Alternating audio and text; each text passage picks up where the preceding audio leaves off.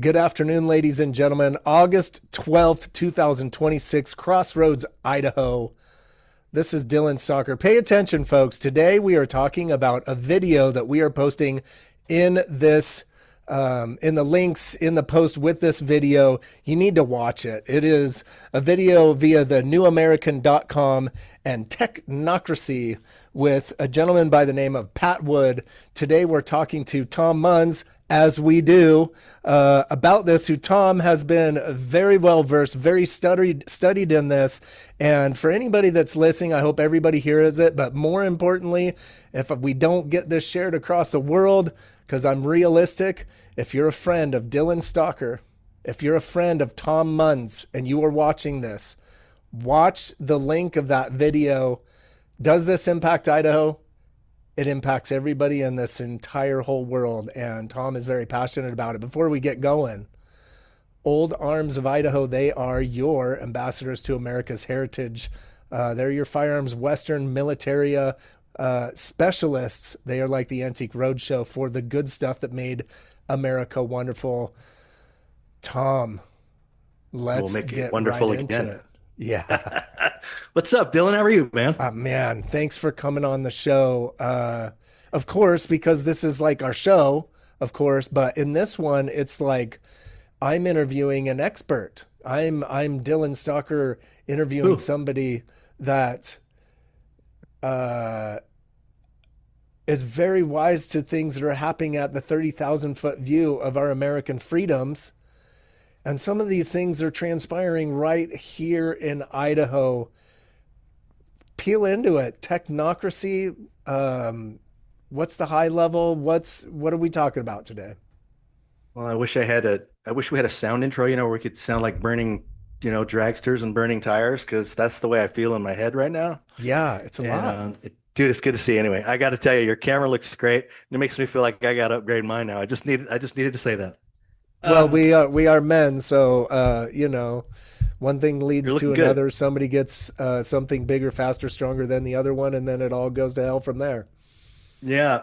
Well, this might be a little rough for some people, but it's really important. And I want to be able to challenge, if you're challenged by anything that we're saying today, I would like to be challenged in any way possible that you think you can. This applies to all of, not just you, Dylan, everybody else too. It's important that we put this on the table, that it stays on the table until we kill this thing and take it off the table.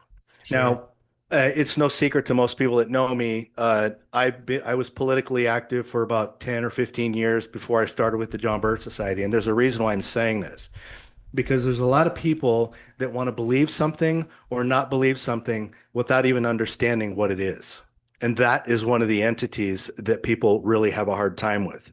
The problem that I mentioned about that is Agenda 21, ladies and gentlemen, is covered foremostly, if that's a word, by the John Birch Society.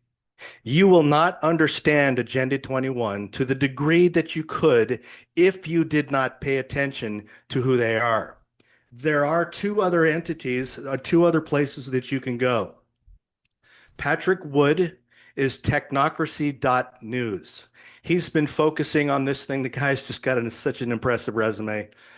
You have to understand these people are not flaky, kooky people like you might think I am, which is fine. But don't think that these people are. Patrick's got an incredible resume. He's got incredible knowledge on this. And he talks about the technocratic, transhumanistic side of Agenda 21. You guys remember Terminator, and ironically in 1984?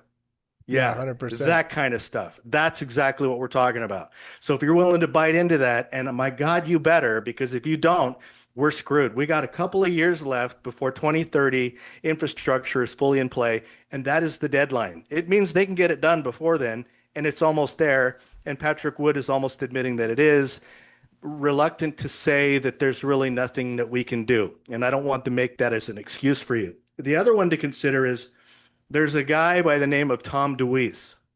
Tom DeWeese is also another expert on Agenda 21. They know each other. They commiserate together, if you will. And he talks about Agenda 21 from a local perspective, which is somebody that we're really interested in because Idaho is our local area. but also the complete abolition of private property. If you remember from our earlier episodes with Dylan, I said, Dylan, everything is about private property. And it is. It's the first plank on the Communist Manifesto. It's targeted to be exterminated through the technocratic side of this, with tokenization and the rest of these things, and bringing together what Klaus Schwab from the World Economic Forum said is you will own nothing. Everybody thinks that that's somehow some kind of funny phrase. They're coming for your home. They're coming for your kids. They already got your kids. They are coming for everything you own now, including your private business. So Agenda 21 is something that you need to know. I've done it all. I've read it all. I've highlighted it all. I mean, I've done my homework. Well, let me say something with that too. I can't get enough people to pay attention to this issue because they're too busy voting Republican, like thinking somehow that's going to solve our problems. And I have to tell you, Dylan, I get a little hot when I see this, but I ask people about what they've gained from doing that, and they said nothing. And I said, why do you continue to do it? So go ahead. Well, so thank you, because what you're seeing is clear passion from somebody that isn't just reading a theoretical book. Okay, folks, there are real world examples about the implementation of Agenda 21 and the technocracy in your local living space today. And it is an interesting game that they play. Okay. If they take a little bit of your freedom here, over here, well, what's the big deal? It's just a camera over here. And they take a little bit of your freedom over here, and that's a little bit. But once you recognize all the different channels of infrastructure that they're putting up, and once they all come on live and work together, this is what Tom's talking about. And so to give you a lead in, Tom, correct me if I'm wrong here. We have the combination of advanced intelligence, data centers, flock-style cameras, digital ID, and digital currency. Those are 5 pillars of the future control of what we're talking about. And all of those infrastructure items are being built individually, one by one, in the name of convenience, safety, security, or some other consumable way, right? Flock cameras in Idaho. It's a big discussion. Yeah. So I'm trying to give them the idea of what the tools of this implementation in, because we have data centers in Idaho. We have flock cameras in Idaho, right? We have the SAVE Act, which is about perfected ID, which is a doorstep into digital ID. And conservatives are buying into this like I can't believe. I was talking to a lady. I get an email from her, and she obviously, when I sent her a link from the New American, she goes, "Well, that's the John Birch Society." So immediate discrediting, right? It doesn't matter about what I know. It doesn't matter about what's real. It just, well, that's the source that I don't trust. And it's like, you're wrong. I can honestly tell you you're wrong. And I don't say you're wrong. I said, you're entitled to your perspective when I can say that. But you know what? She's wrong. She's wrong on the SAVE Act. She's wrong on that, on a lot of the other things. And she's wrong on the fact that she's talking about the trivialities related to local government rather than talking about the oppressive nature of what's going to be coming down on the local governments, which is what we're starting to see, now, which is what I saw a long time ago. And this was a long time ago. They put cameras up a long time ago. Sure. So what we should be asking ourselves, well, I have a video on YouTube I did probably 15 years ago where I'm calling out the transportation department. And I'm on the phone with them right there, and they're telling me that it's not a camera. And I'm like, you guys are lying to me. Oh, those are just those signs, so when the emergency vehicles drive through, they'll be able to switch the lights. I said, no. I go, are those capable of satellite uplink? At the end of the conversation, they openly admitted they were cameras. Sure. 15 years ago. And now we have states. So what happens? And this is where we get involved with the public-private partnerships right out of Agenda 21. Public-private partnerships are a UN construct. They came right out of the United Nations. And I have documents and documents and documents that will blow your head off, including the Happiness Committee, where they're going to try to work, the UN is going to try to make people happy now. So all of this stuff is a culmination of the head. And this is the head. This is what is called the Fabian Freeway for those that have read it. This is the way where nothing else that we do will work now. And we're almost there. So you're going to say, well, what is Agenda 21? Can I just say this real quick so I can give people we can give people a genuine understanding of what it is? This is your stage today. I'll have some questions through it out, Tom, but ultimately, as you guys hear this, there's a lot of resources, a lot of references that might be considered too deep or tinfoil hatty. Just remember that the implementation of this is transpiring. And if you all knew what and why it was for, they would never get it through. That's the point. It never comes through for the reason that you thought it was. Because if they told you the truth, we'd be storming the castle. And they're smarter than that. And I got to say, it's a little bit late to be able to focus on fighting issues on your own. We need to be working together. The way that this happened began in a small room with a few Fabian socialists that never realize that they would be able to be successful in implementing their campaign. And now look at them.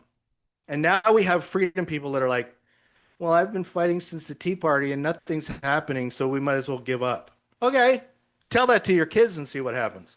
Well, look how critical race theory became mainstream stuff today. These were concepts that were invented in the 90s. And those were their own beliefs. And now we're dealing in wokeism like crazy. Where did it come from, though, Dylan? Right. Exactly. The UN. You know where it came from? It came right out of UNESCO, which is the education arm of the UN. And so now that I'm starting to look at this, especially with the organization that I'm with, I'm like, okay, so there's like all these issues, and it's like this triangle. They're like, it's right here at the top. You got the globalists on the top, right? You got the Rothschilds, and you got the global bankers and the elitists and all that. You got the Council on Foreign Relations that's doing all the work, that's implementing all these programs. You've got the RIIA, which is the Royal Institute of International Affairs, which is the CFR version in Europe. That doesn't mean anything to you. All it means is that you've got the Council on Foreign Relations is running our government, and the RIIA is the CFR version in Britain. Okay, so let me read this. This is on page 18 of the book Sustainable by Tom DeWeese. You guys should buy this thing like really fast. So what is it? It's called A Comprehensive Blueprint. In 1992, the United Nations presented a new document to the world. It was called the Comprehensive Blueprint for the Reorganization of Human Society.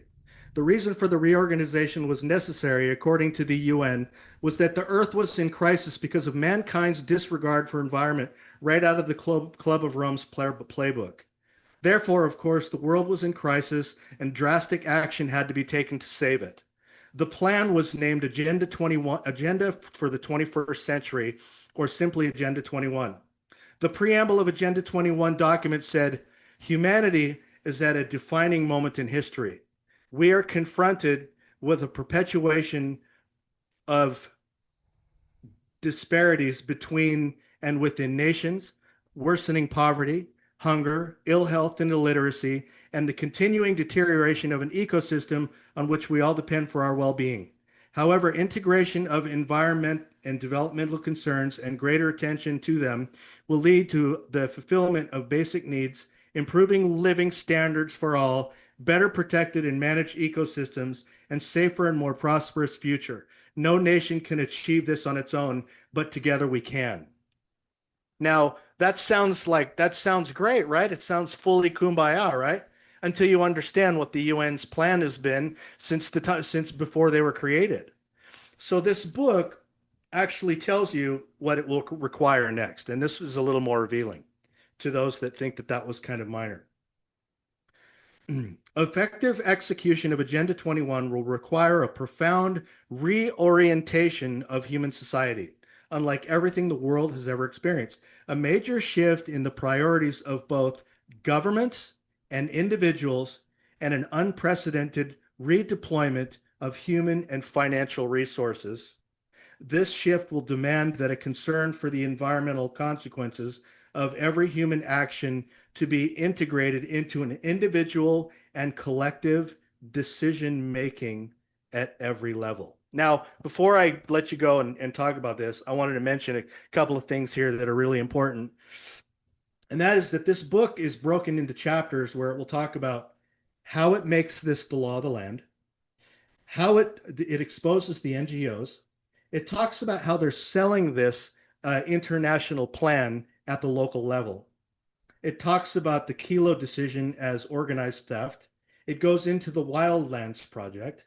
It goes into the tools for transition and control of the water, Dylan. Control of the water. Yes, thank you. Conservation easements and their threat to property owners because they believe that people shouldn't own private property.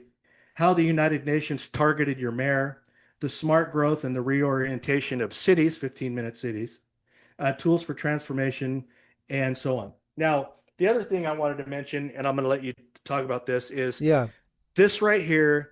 I've read probably 15 times. I've marked this thing as much as I've marked my Bible. And I don't even know how to convey this. I started doing YouTube videos while I was reading this. I was starting to do them chapter by chapter because I believed it was important. But I believe that the average human, when something becomes too complex, they're not interested in it, especially when they don't feel like it affects them personally. And I think that's right there is the crux of it all. If it doesn't affect them personally, they can just reduce it. Well, that's Dylan's opinion and that's Tom's opinion, and it doesn't really affect me, so I'm not really going to worry about it right now. So what do you think? It's really challenging because as I hear it, as a person I'm married with children, I have a business, I have to keep up with my license and registration, I have to buy groceries, I have to maintain all this time and effort. And, when does people have time to get involved in this until something happens to you? But when does it become important? I think that's exactly the scenario that we live within, that we're already in a soft slavery scenario, right? One of the major pillars of this is banking, right? We're going to talk about digital currency and banking and how the banking system works even today. I mean, you go to work for your W-2. And if you have a W-2, you can go to the bank and easily get a car loan and loan yourself out to life. But if you don't, you can't. Well, so while you tie yourself to an economy that you have utterly no control of, that is, not a wholesome economy. So when the economy goes bad, you lose your job. Well, you're out your home, you're out your car, you're out all that. You're all out all that stuff. But that's just one little pillar, right? We're already controlled by it. It's ominous. I mean, we're working 40, 50, 60 hours in a week per parent. And we can't even have the time to raise our kids. So we get home and then we hear Tom Munds talking about this world agenda for taking over and control. And it's like, beep. I'm turning the TV back on. I'm treated that way all the time. Right. And it's tough. Yeah. But, there are things that I think that we all do understand, like that our phones digitally track you within inches of your GPS location wherever you are. The implementation for the Idaho perspective in Twin Falls County, in Jerome, we have this discussion of flock cameras. So Caldwell. Let's get into one of the other pillars. Again, the pillars are AI, data centers, cameras, digital currency, and digital ID. Once those pillars are all put together, you are in the petri dish with ultimate control. Can I just say one thing real quick? Sure. Real quick, say something, right? Just because Dylan gave you 5 pillars does not mean that it's a low number, therefore it's not serious. Like I said, the number one issue is up here. All of the issues are down here. They're national, they're global, they're local, they're all of it. He's only telling you five pillars of the technocratic side of what's happening. But make no mistake, everybody, everything that you do today, from going to the bathroom, believe it or not, drinking water, eating food, going to the bank, driving your car, the private moments that you have at home, the things that you watch on TV, where you go on the computer, where you travel in the world, how long you're gone, your vehicles, your children, your schools, all of it. What you've said, All of what it. you said in bed, And more. Yeah, for sure. all of it. So how would you like to know? And you could say, this is kind of funny, right? Have you ever heard people go, well, that's a violation of your Fourth Amendment. They're like, that's okay. I got nothing to hide. It's like, really? Can we know Yeah. what's your sex life like?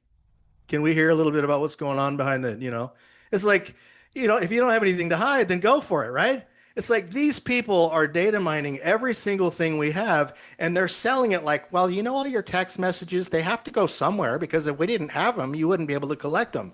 I'm like, you are completely missing the whole nefarious, globalist, conspiratorial component to this whole thing. And if people are going to be that ignorant, I was listening to a podcast, a scripture this morning, and they were talking about Acts 27. And it was very appropriate, because I'm trying to figure out, what can I do to get to people, to get them to pay attention? And I think we've all talked about that, right? It's Sure. like, is everybody brain dead?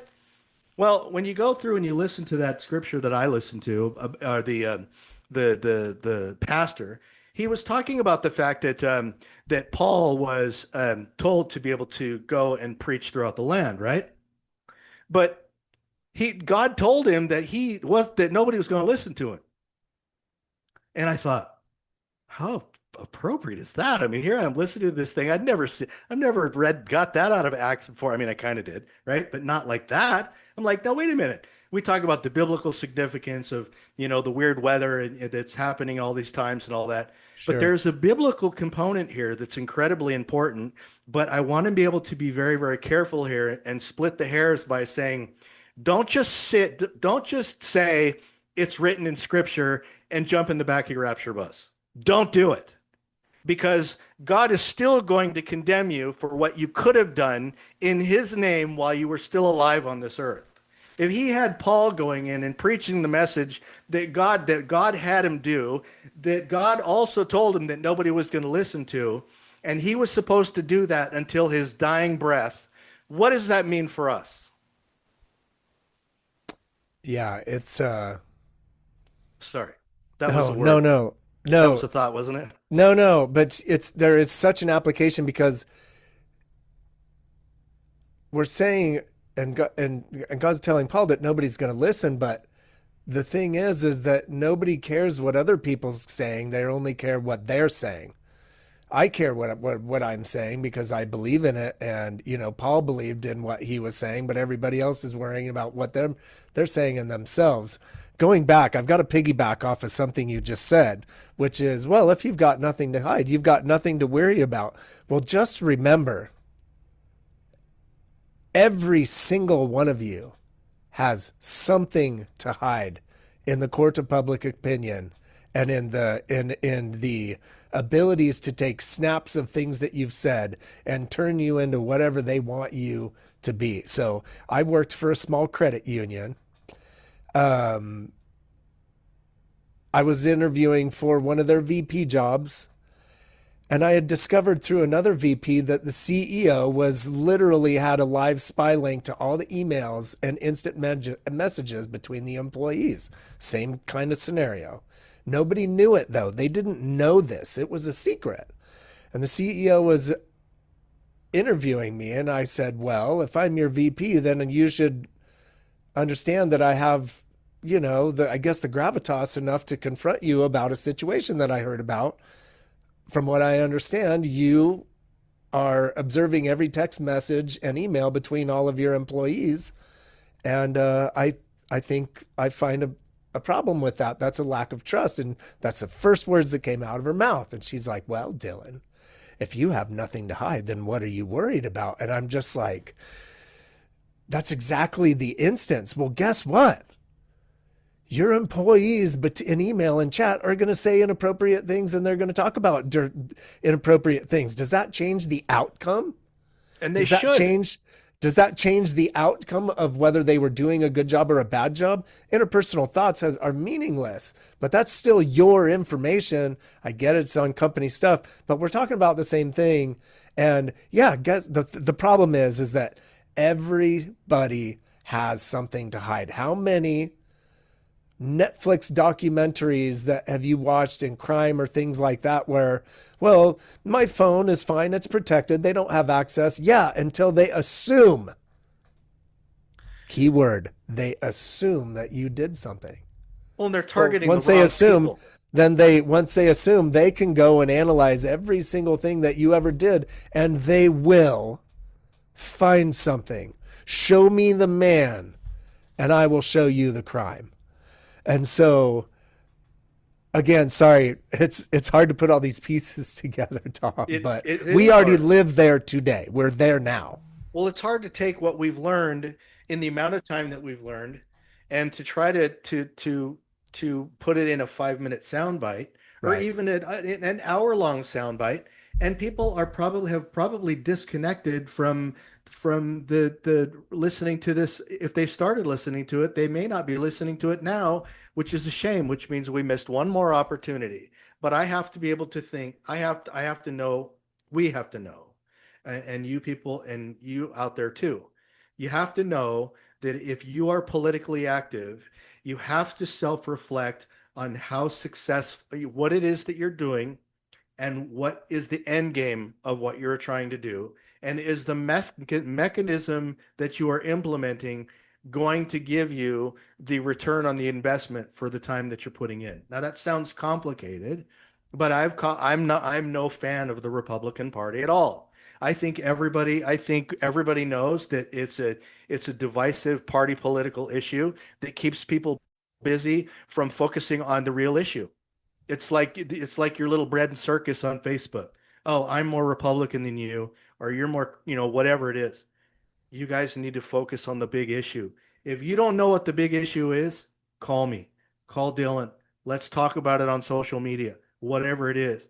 I'll share with you everything I know, but I can't, I just don't know where to start. The thing is just so big. The other thing to mention here is something that completely seems to escape people. Look at how they're implementing this. Everything they're implementing. You watch. When the freedom movement started to rise, what happened? There was an entity that said, "Oh, extremism." Now we're going to have this advancement of this technocratic side, and look what's going to happen. Oh, they're anti-technocratic haters, or they're anti-techno, extremists. How long are you going to continue accepting that label before you finally rebuke it? It's it's Well, it's part of the MO. It's part of, not in order to keep people divided, what we have to do is we have to label them in other words, ironically, while making, taking from the haves to give to the have-nots, we're actually dividing that and creating haves and have-nots, because those that have information are not entitled to be able to share it with those that don't. So everything they do is completely ironic. And the other thing about it is that they're putting your government is putting you under surveillance, okay? In a free right. country, we should be asking, where do you get that authority? And if they're saying, well, we've decided to do business with over here, oh, you're going to establish a public-private partnership under the UN to be able to advance Agenda 21 is what you're doing. And you're going to get ridiculed for doing that, because I've done it.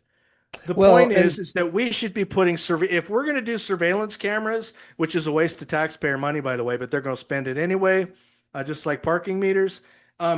Those cameras should be turned on your government, because those are the ones that are dividing us.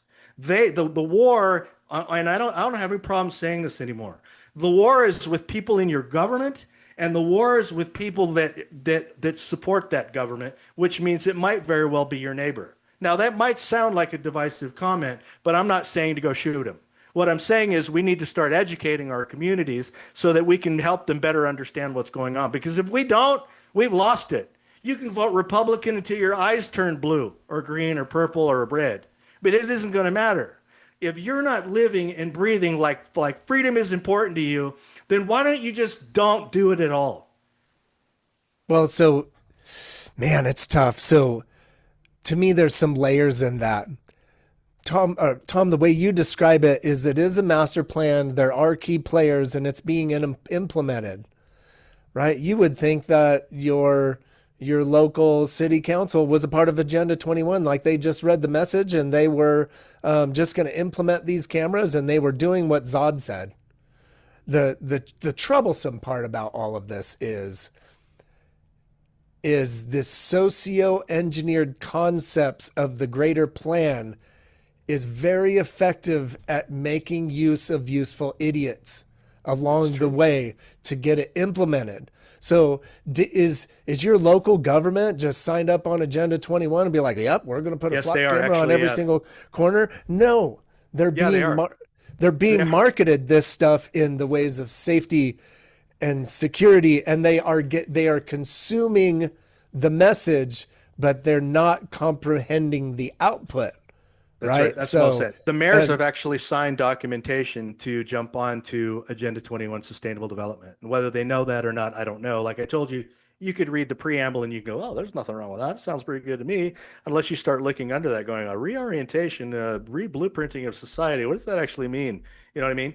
But oh my gosh, sorry.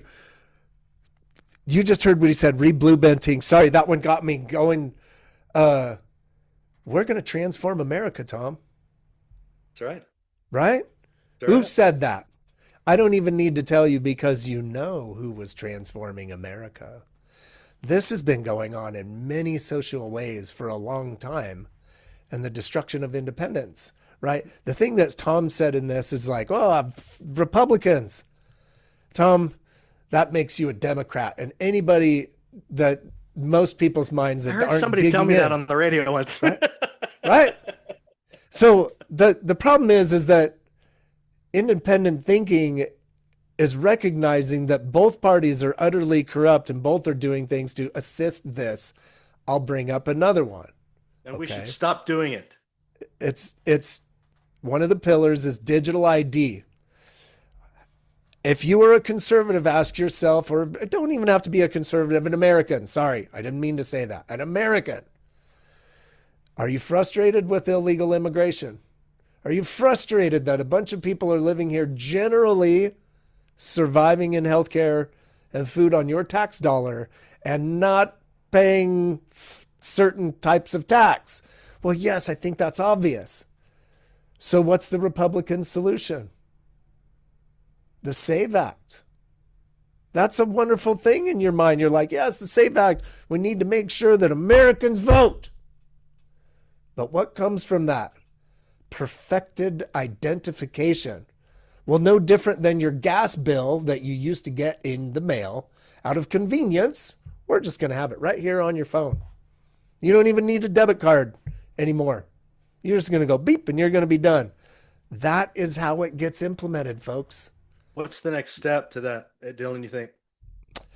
Because let me mention the fact that Obamacare actually had the implant type 2 was actually written into the bill where they were going to implant those. So people talking about yes, in your wrist or something. Oh yeah, they're like, oh yeah, and then there was even videos on YouTube about Britons that were British folks that were. I mean, it's convenient. Heck, they were excited about it. They were using copy machines. Oh, I got to go to my copy machine. How cool you know, that's a great video, right? Yeah.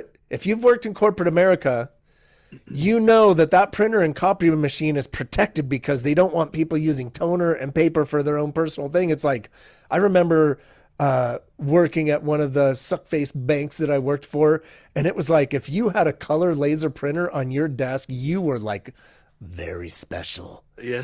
But they were talking about implants that you could put in your wrist and just wave your arm over the printer so you could have access to the printer. Well, guess what? whether that idea is in your phone or in your wrist, that is how you are going to have access to your money, Well, to how do your we money that you overcome can't feel or touch anymore. this idea that we talked about earlier? Well, I've got nothing to hide. Uh, you know, uh, I don't mind. It sounds really convenient. My buddy, I call him my Christian socialist friend. It's kind of funny. He doesn't really know much. And we've been friends and we were in elementary school. Anyway, I talked to him about this stuff, and he can't handle anything negative. Even though he's trying to get into politics and trying to debate people, which You don't want negative. Get out of is politics, really but sad. Yeah, I know. Um, but he has these questions like, I was talking about 15-minute cities. He goes, "Oh, what a great idea. Can you imagine, Tom, not going anywhere and have everything you need in a 15-minute city?"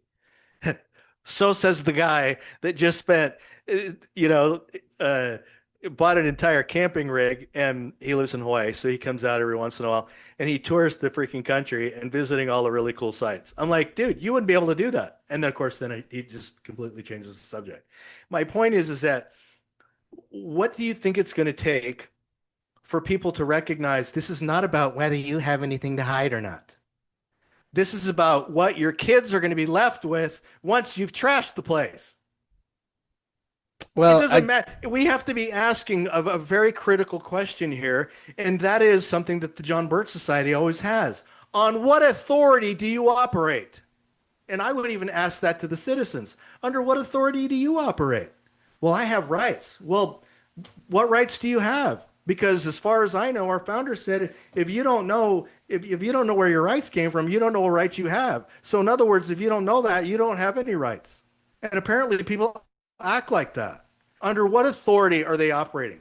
You still go to city council meetings, nobody's there. You go to school board meetings, nobody's there. You have the idiots that are running the fox guarding the hen house, if you will. That's a little more polite. And yet we are just allowing this government to be transformed. And we've openly been told this by people in office that we less than like. So you want to advance the Obama agenda, everybody? Yeah, just do it. As a Republican, do it.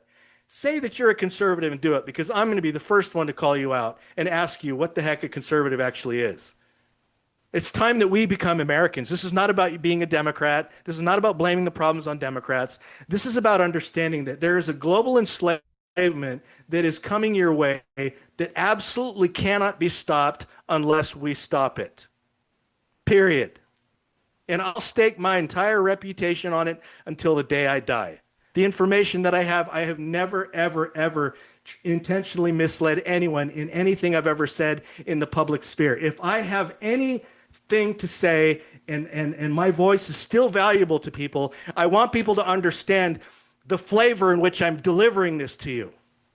Because you can believe everything I've told you for the last 20 years, and you can discredit me now. But who's ultimately going to be, what's that going to be for you when you realize that what I've been telling you has been true? I'm not a prophet. I'm just a guy that gives a crap.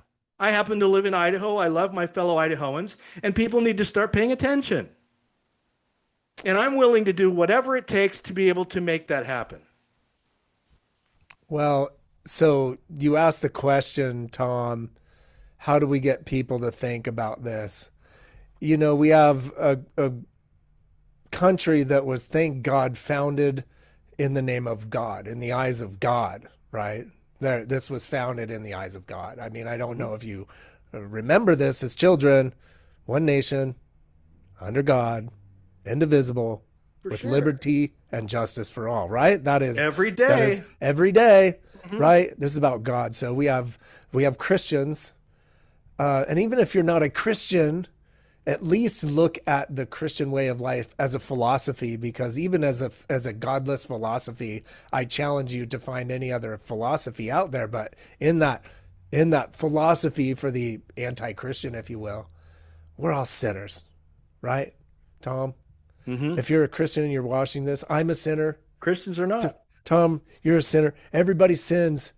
Well, once the perfected digital space is established, your every sin is no longer between you and God, or you and your you and your pastor in a Catholic church or whoever that is, your sin now becomes public information. That is not your sin anymore. That is, your sin is now everybody else's knowledge. And you can be persecuted for that. And the sin will be established through the rules of law. And perfected law means that not only are you a sinner, you are a criminal. And so I believe that this will get established, and it'll go through this very painful thing where it starts witch hunting everybody known to man, and then it realizes like, oh, we've got the sensitivity turned up a little too much, and it'll settle into something that is utterly not a free world, no matter how much they turn it back. Well, I think the important part of this too, since we're splitting hairs on the Republicans and division and things, and this is truly an Idaho issue as well. I've always said, I should say it this way. First of all, I should say that we need to focus on Trump. We need to understand what is happening with Trump. We have MAGA people that I was a MAGA person as far as making America great again. How can you not believe that? Yeah. Whether Trump was the mechanism, I never supported the man. I never idolized the man, and people still do. And you can see it. Republicans are waving their flag, and they're like, MAGA, Trump, he basically, he can do no wrong. Guys, Trump is not your savior, okay? Look what happened in Scripture. How many times have there been people that were kings that were supposed to rule over the tribes, and every single one of them was tyrannical? And you think now we're killing babies and we're destroying we're destroying everything about God, that somehow he's going to spare you because you pray? You are just helping destroy his creation, everybody. Why don't we just think about what that looks like for a minute? Trump is advancing the technocratic, transhumanist agenda more than anybody else, I would argue. Absolutely. He's developing public-private partnerships, which is part of Agenda 21, ladies and gentlemen. And you could say, well, he doesn't know. Well, if he doesn't know, then that's your fault, because you should have told him. Let me throw one stat out there, Tom. Let me throw one stat out there so to connect people, okay? What does that mean? Right now, the U.S. government owns 10% of Intel, the chip company. That should concern everybody, right? There is a difference. And what is Intel's chip company doing? It's developing data centers who are getting funded by the U.S. government and using Intel chips. There's a dire conflict of interest in all of that. And it's unconstitutional. It's against the Constitution, exactly, right? Right. And so when you start getting into so connecting Trump to that, I'd be flamed for this, right? But I read and I think and stuff. Shame on you. When the government is the means of production, right? The government is the farmers, and the government is the media, and it's like communism, right? Mm-hmm. The difference between communism and the fascism is once we start getting into that public-private partnership, and it's under the guise of a private corporation. Because here's what can happen. The government behind the scenes is like, well, you're going to do it this way, and I can't actually get it out in the public that it's going to be that way, but you're going to do it that way because we own 10% of the shares, and when it all goes bad, we're going to blame it on you, and that's the way that it works. But don't worry, you'll be rich. And that's where it happens, folks. It's happening. It's happened. So good. Trump did that. Yeah, he did do that. And you're so good for saying that, because I didn't even think of that. I'm so frantic about this issue that I thought, oh gosh, I wonder if this is just not going to go well, because my head is going to just look like fireworks that just went. Sure. You have this passion, you have this desire to wake people up, and sometimes you forget the simplest part. And I love the fact that you can just take it back and go, what about this is right here, But it's happening, right? It's totally out, and it's right Look there. Look at the CHIPS Act.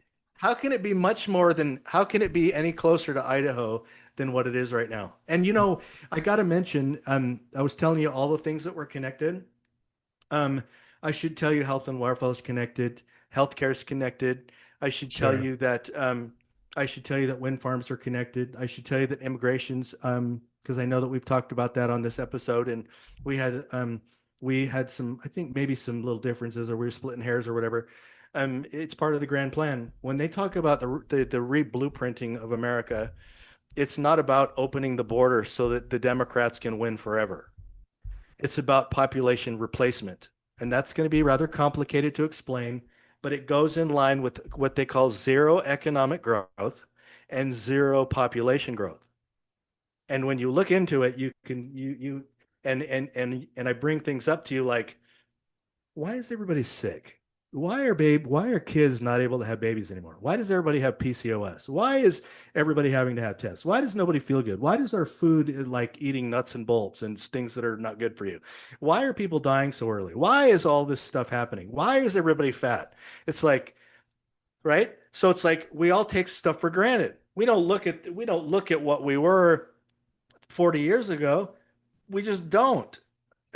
We're heavier than we used to be, for sure. We're unhealthier than we used to be. And somebody has to be saying, well, wait a minute. I mean, as if the food pyramid that got turned upside down wasn't revealing enough for you guys. It's like, for me, that was a big thing for me. I'm like, they openly admitted that they had been screwing with us all this time, getting us to believe it. Oh, No, they knew that you the got to food put this pyramid was much broken within 6 months of its application. You've got to put this Right. much toothpaste on your brush. You got to leave the toothpaste in your mouth for 3 minutes. I mean, I can go down the rabbit hole, but rest assured, when you start going in and you start understanding about the conspiracy behind fluoride and all of that other stuff, you only have one understanding that you can come out of that. They're trying to destroy the ability for people to reproduce. Period. At least white people. So, man, so many spider webs, right? I'm going to take So people, I mean, if you're silent, I'm just gonna keep going.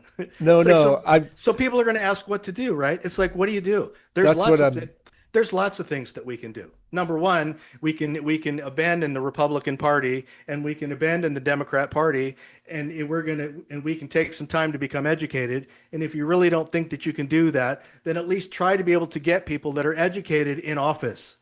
Because the one thing that we continue to do is well, he's a nice guy. He's pretty good looking. We might as well just vote for him. I mean, people say this. Well, he says the word Constitution, and so he's in. He talks about liberty a lot, so he's in. well, so I love this. I love He talks about this and that, so he's in. It's like, you know what, Dylan? I've ran into so many people in my career where people have asked other people to run for office, and you know what? I have never been asked once. Why is that? Because I don't think people are ready for me yet. That's why. I don't think people are ready for me to be able to say things the way they need to be said, which means they're not willing for anybody to say what needs to be said. Because people will only challenge the narrative to the point where they begin to feel uncomfortable. And then well, they're so going to stop.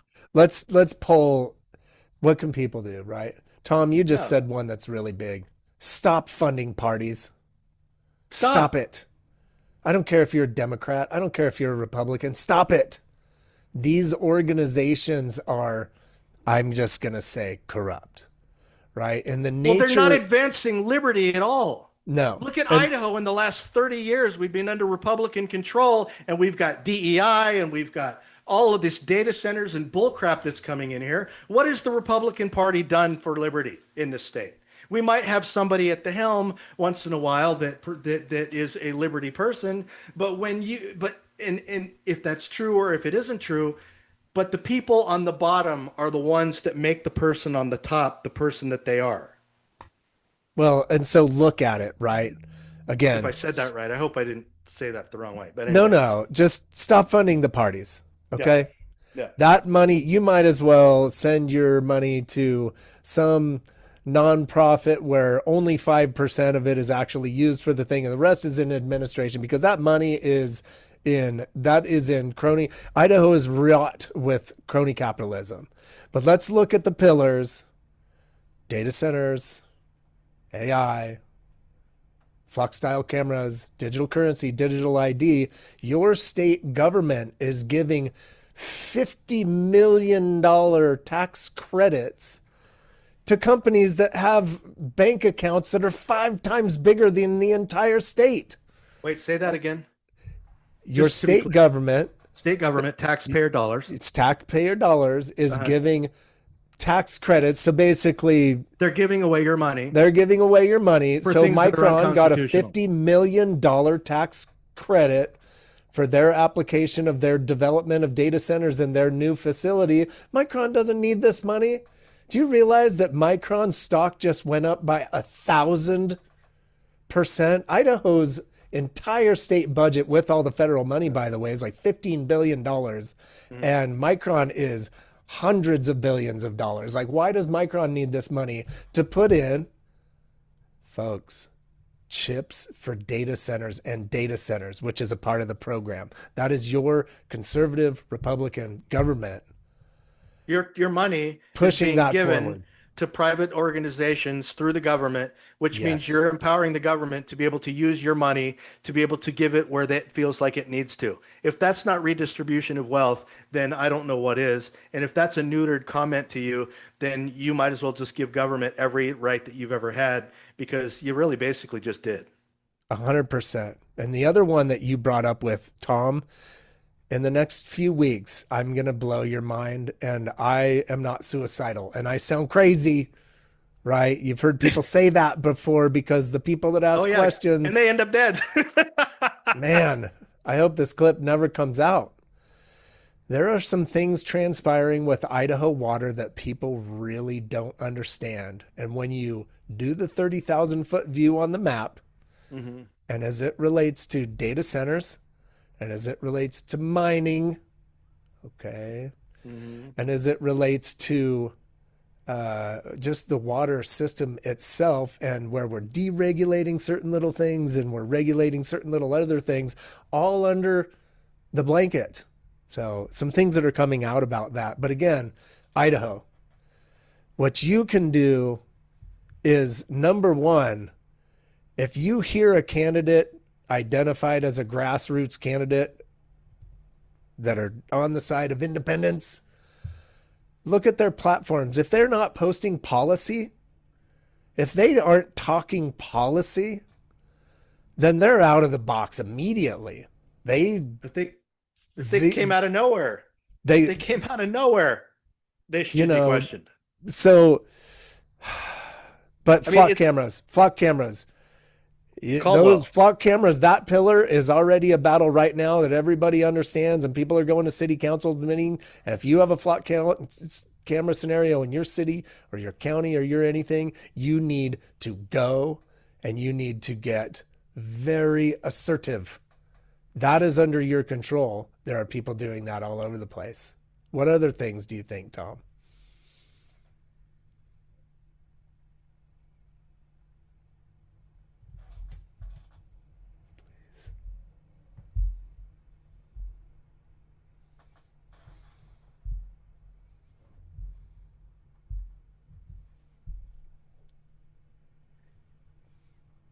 It's Hey, Tom.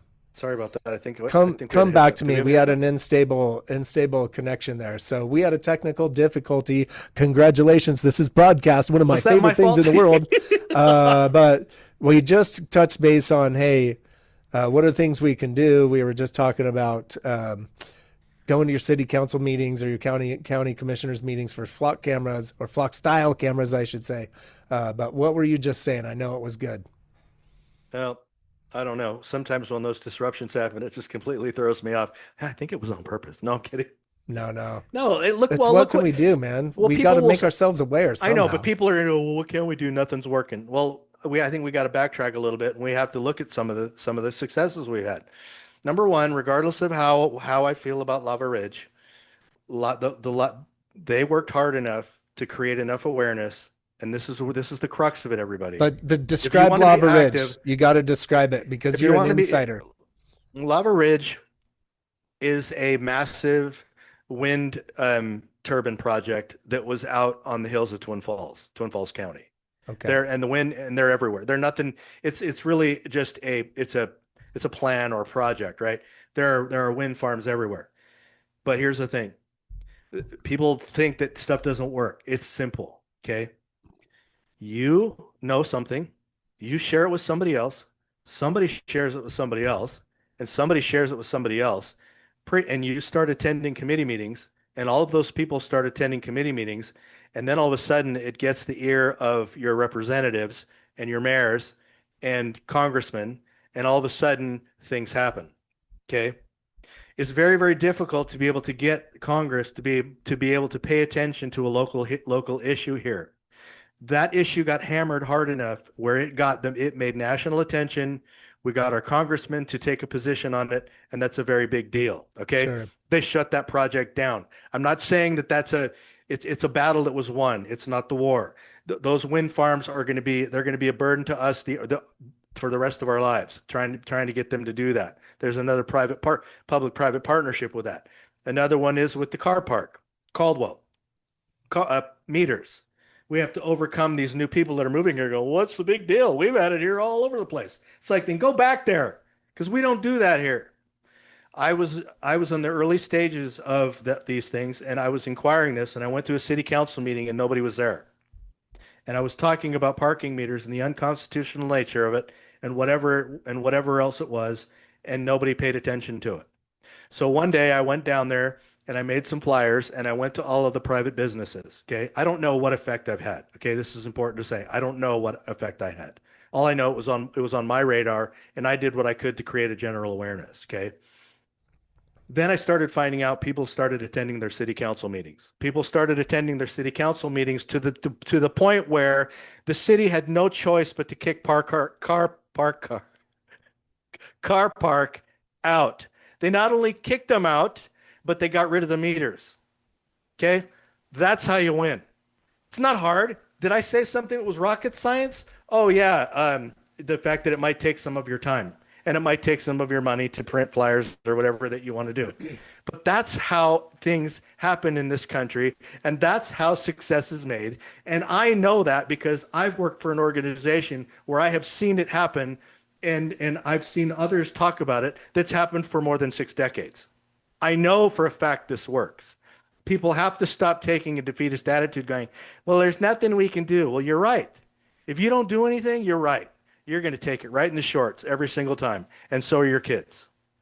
But see, I'm thinking about more than just myself, and I think you are too. It's like, what's going to be left for our posterity? And I don't think we think about that anymore. I had a lady tell me, she goes, well, I'm just going to live my life, and we're just going to let those kids figure it out just like we had to. I'm like, you had to? Since when has that happened? So anyway, now the problem is, so this is how government works, and this is how important it is. The government instead decided to implement ordinances that forced people to only park in their certain areas for 3 hours. Okay? You got to understand there's a bigger part of this. Caldwell is broke. The cities that are intermingling, I think, with these because they're broke. What they're also going to do is they're going to take that money that they get through a grant or through the company or whatever to establish whatever it is, and they're going to use your tax dollars to be able to pay for those parking meters and to pay whatever it is. So you are essentially getting doubly screwed, or what I call double taxed, for something that you shouldn't even be taxed for in the first place, because your tax dollars already went for taking care of those roads. So the people hammered down, and then once they figured out, oh, the parking meters are gone, they just went home. So there was no continual fight to be able to say, what do you, I'm frequenting this place to try to build the economic development of this town, and I hate to use that word, in this town, and you're going to freaking whack me for it because I stay in my parking spot 10 minutes too long? What really comes, and you learn this in the meetings, is they said, we don't have a car problem. We have a people problem. Now, that's very scary when they say that you have a people problem or a car problem. I can't forget. It was one or the other. But basically what they meant is that phraseology is used to be able to create walkable cities. Now, walkable cities is another part of Agenda 21, and I know that many of you can see that in Meridian. And with Mayor McLean, with all the green stripes everywhere, those are walkable cities. with all of the conveniences that you have of riding a bike, which is kind of nice. But make no mistake, that's all about Agenda 21 too. So activity, all it takes is for you to put one foot in front of the other, and you do it with conviction, and you do it with honor, and you do it with indignance, and you do it with your community, and you can beat them on any level that you want. Well, let me piggyback on that one, Tom. Uh, it's all about the headlines. Have you ever noticed that the TikTok world, the Instagram world, the 2 minute video clip world, hey, if you're going to grow on social media, you've got to do 30-second video. You can't do all this deep stuff. Mm-hmm. Well, it's bi-directional, right? So, the fact that you went to that city council meeting, what you said at it almost means nothing. The fact that you went is important, because if it was enough of you and your friends, again, not what you said, not whether you had good grammar, bad grammar, wore a bad outfit, none of that matters. What matters is if it's enough for the local news media to take a photo and show all 100 of you or 150 of you in the photo, and it's a headline, you have just had success.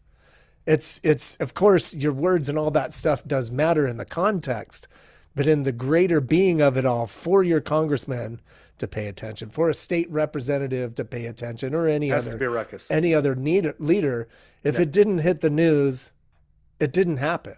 Yeah. And knowing that the power, I'll go to in firearms rights, Greg Pruitt, the Idaho Second Amendment Alliance. Well, there's a photo of him and all of the people that followed him to go to the state house when that was being pushed. And it's a picture of, like, I don't know if it's a couple hundred people or 500 people standing at the doors of the state house. Well, every other bit of context is gone. All of what happened, nobody remembers. Nobody remembers what Greg said. But when you go back and look at that situation, there is a photo. And the fact that you showed up is 9 parts of the 10-part battle. You just got to show up. Well, and I think the problem is people think, well, I don't know enough about this topic, that I'm not going to go. And I've often I don't I've never condemned Greg, because I believe that his organization has done well. The one thing that I do condemn, though, or I shouldn't say condemn, question strongly, is what people gravitate to. It was a lesson when I was watching about how people respond to things. And what was really clear to me is two things in the Second Amendment world. Number one, people become life members, or they become members for the NRA. Well, I finally understand why. Number one, firearms are sensitive to people, and they like their firearms. Not so much the Second Amendment; they like their firearms.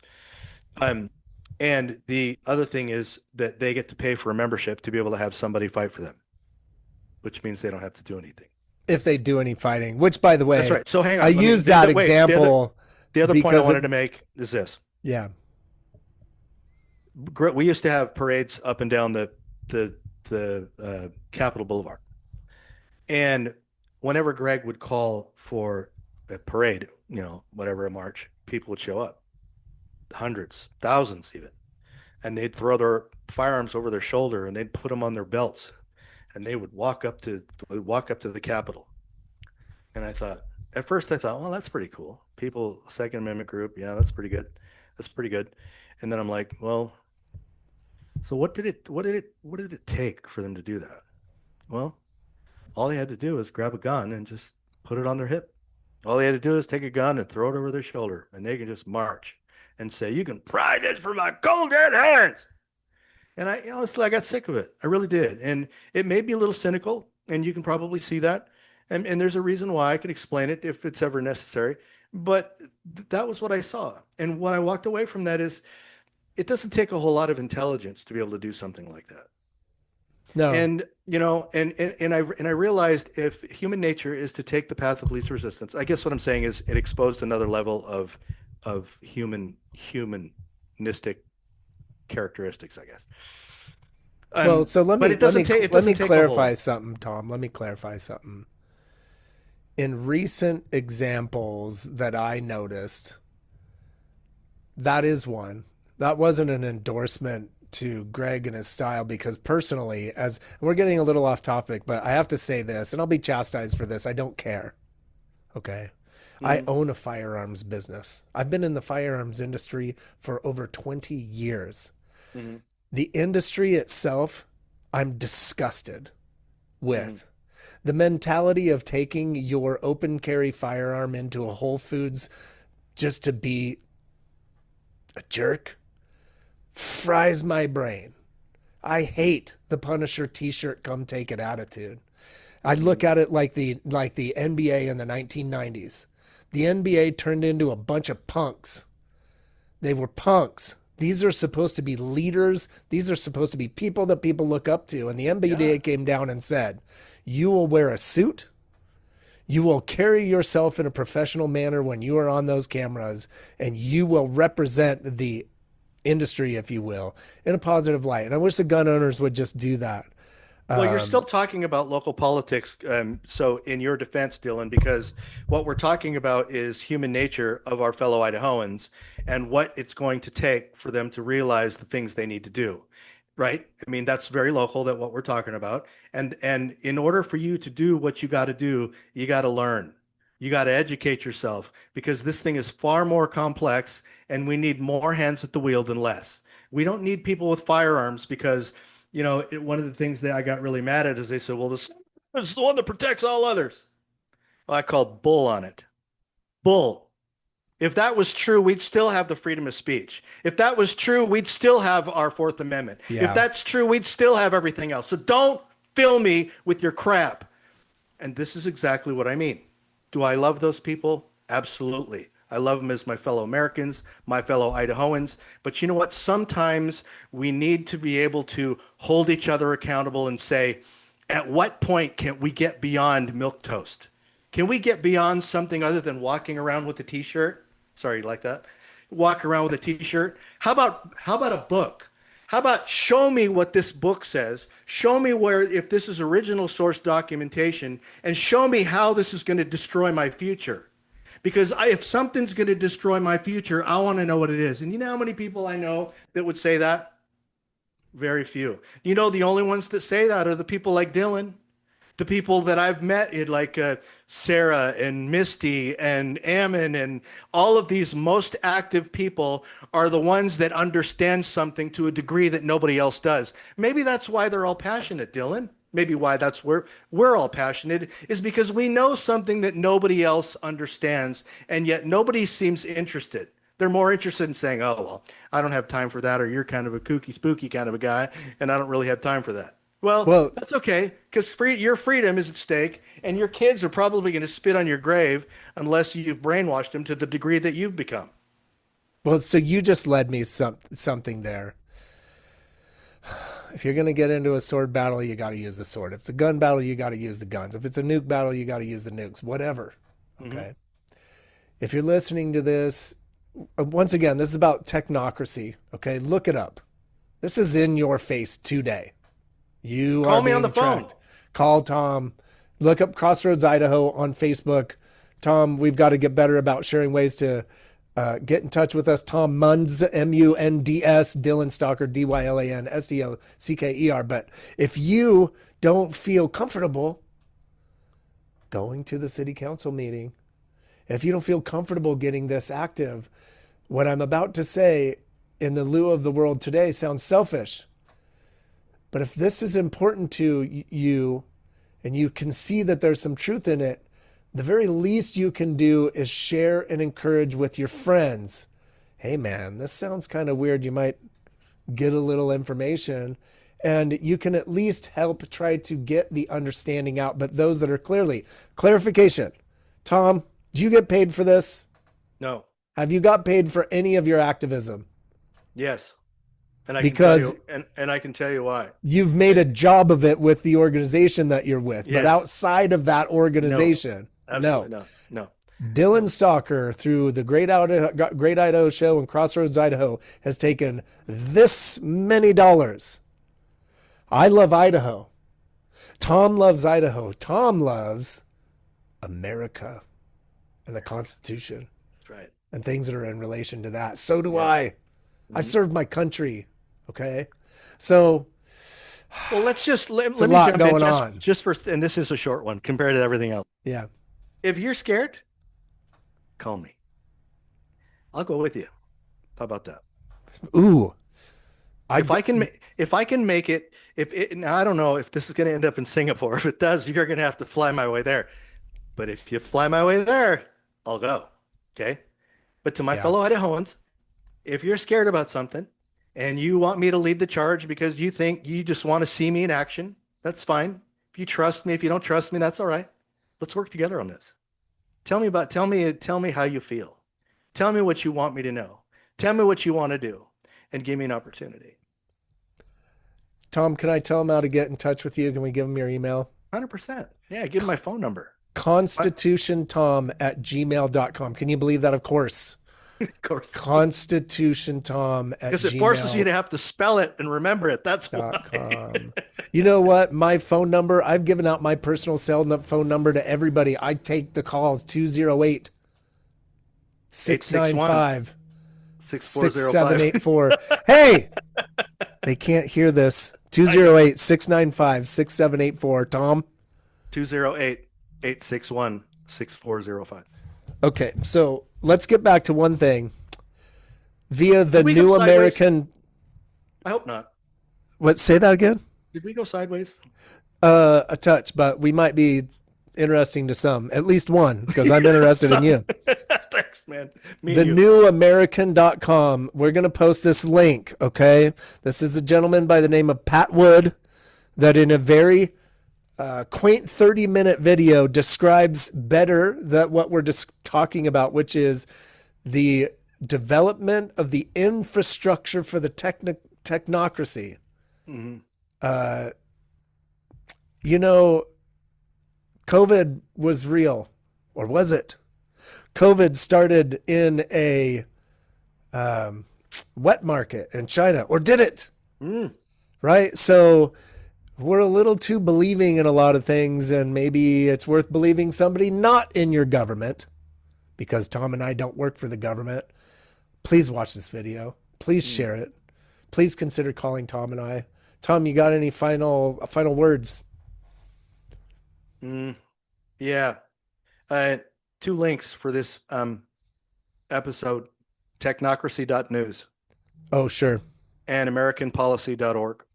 Okay. If you decide that you want to have either one of them speak, and we can definitely make that happen, they will speak to you in a way that is in a way that you can truly understand it, and they will fill your head very quickly with more information you could possibly stand. But you will know at that point that what they're saying is true. Well, and the other thing that you can do is make yourself aware. And as a leader of your family, like a good man and woman in the eyes of God as a family is, that's just me. Consider God a philosophy then. But raising awareness to those in your family, even at a younger age, kids can understand this stuff almost better than we can, because they're not cluttered with all of the psycho-engineering that's been transpiring. They're raw, and they might blow your mind. They'll be like, really? I can see. They probably know what's happened sooner than you. And so once again, I got one more thing. hit it. Sorry. There's 2 more links. Because we're talking about local issues, right? For Idaho. Yes. Well, there are 2 ladies and gentlemen. I don't know if I can tell you their names, but I'm going to give you their websites. But one of them lives in Boise, and the other one lives in Twin Falls. And one of them, the one website is called the technocratictyranny.com. That is a local woman that is doing tremendous research. The lady out of Twin she runs a Weebly site called Idahoans Against Agenda 21 at Weebly.com.